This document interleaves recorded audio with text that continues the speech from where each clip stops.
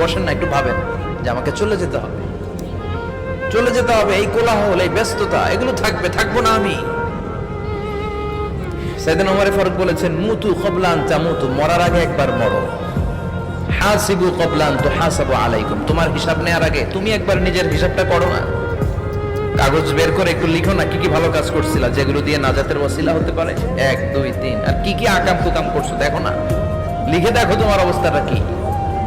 মরার আগে একবার মরো। মরার আগে খাটের মধ্যে শুয়ে শটান করে চোখ বন্ধ করে একবার মরার ভান করে দেখেন কেমন লাগে। চোখটা বন্ধ করেন আর ভাবেন আপনি নাই, কি কি হতে পারে ভাবেন।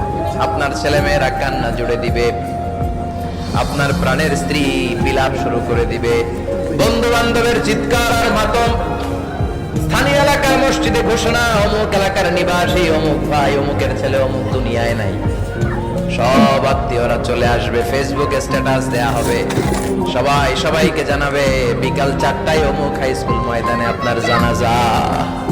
ছুটে আসবে, সবাই ছুটে আসবে আপনাকে শেষ বিদায় দিতে, গুড বাই জানানোর জন্য, আল ওয়াদা, বিদায় জানাতে আসবে সবাই।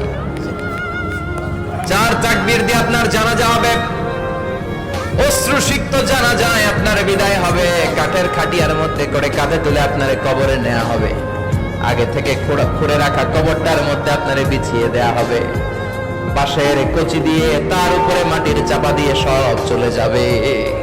ভাবেন না একবার চোখ বন্ধ করে, this is the circle of life, this is the nature of life. এটা সবার হবে, আমার হবে, আপনার হবে।